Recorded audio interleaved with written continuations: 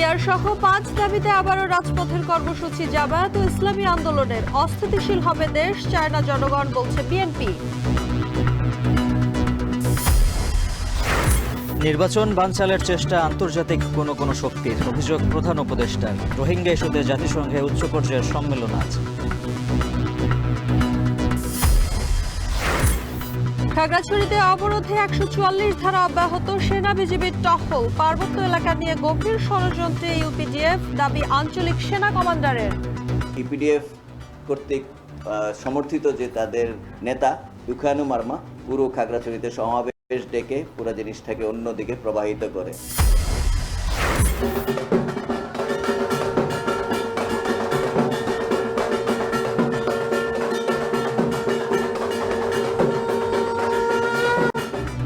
মহা অষ্টমীতে কুমারী রূপে দেবী দুর্গা ও নারী শক্তির বন্দনা। 5 নৈবেদ্যে অর্চনা শেষে পুষ্পাঞ্জলি, মণ্ডপে মণ্ডপে উপচে পড়া ভিড়।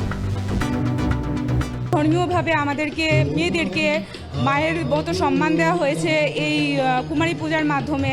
মা দুর্গার দশভুজ যে শক্তি, সেটা যেন সবসময় জাগ্রত থাকে দেশ এবং দশের জন্য।